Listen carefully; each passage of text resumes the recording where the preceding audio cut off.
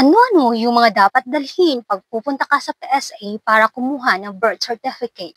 Maraming nagko-comment sa mga video ko guys na kung ano yung dapat dalhin pag pupunta sila sa PSA para kumuha ng kahit anong documents. So sa video na ito, sasagutin natin kung ano yung mga dapat dalhin mo on the day of your appointment doon sa PSA.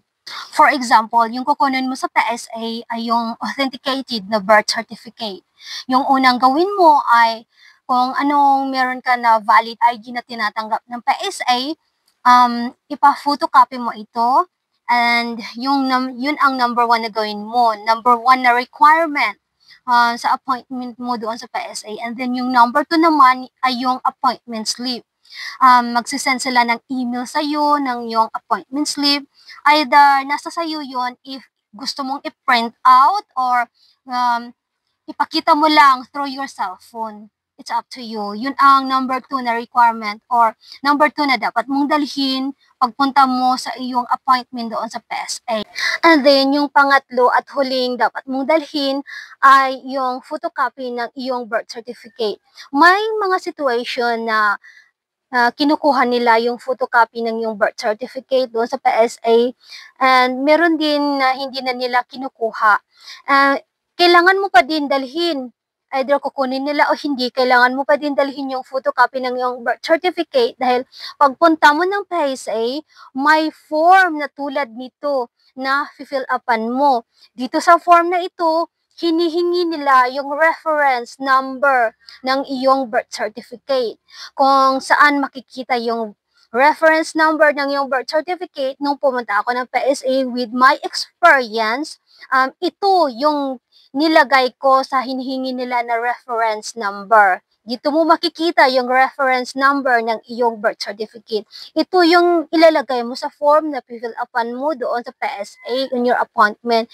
Kaya dapat kang magdala ng photocopy ng iyong birth certificate. Yung form na fill upan mo pagpunta mo ng PSA ay tulad nito. So, ito yung form na fill upan mo pagdating mo ng PSA on your appointment. Dito, tinatanong kanila kung ano yung i-request mo, either birth certificate, authentication, or birth card, or itong isa na to, CDLI. And then, yung number of copies. It's up to you kung ilang copies yung i-request mo, either 1, 2, or other specify.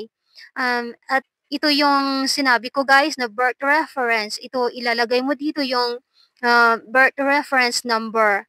And then, fill upan mo lang yung owner's personal information, yung last name, first name, middle name, date of birth, or place of birth.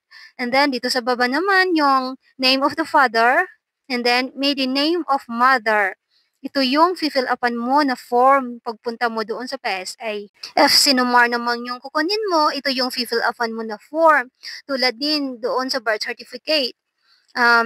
Lalagay mo lang yung number of copies na sinumar na gusto mong kunin, and then yung birth reference number, ilalagay mo lang din uli dito, and then ito yung sa baba, lahat ng personal information mo. And then, ito yung sa likod.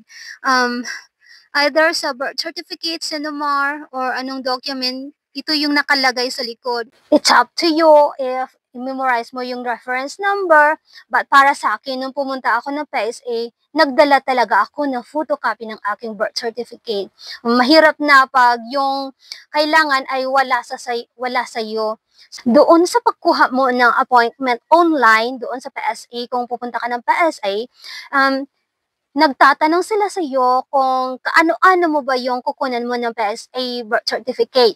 So, tinatanong nila doon kung ikaw ba mismo, sarili mo ba yung kukunan mo ng birth certificate, or yung husband mo ba, or yung anak mo ba, or yung parents mo.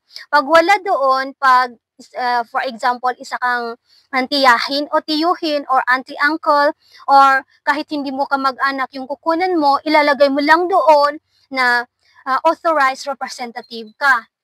And if you are authorized representative na kukuha ng PSA document, dapat may dala kang authorized letter from the person na kukunan mo ng document.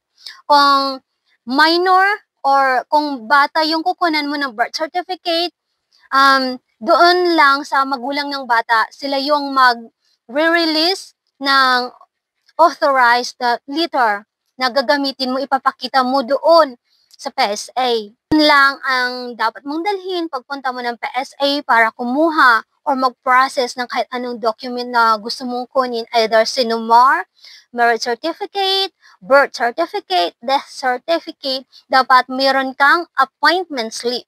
And then, number 2, photocopy ng yung valid ID.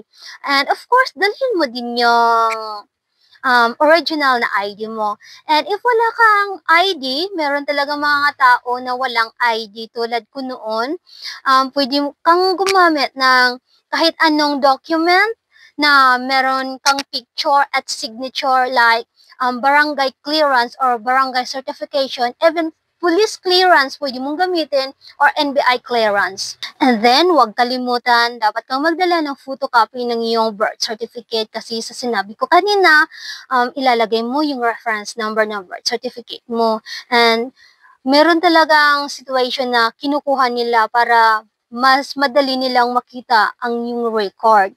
And then, yun lang. Wala nang iba pa na document na kailangan talaga dalhin pagpunta mo ng yung appointment. So, yun lang guys. Hopefully, kahit papano, nakatulong ako sa inyo. Maraming salamat.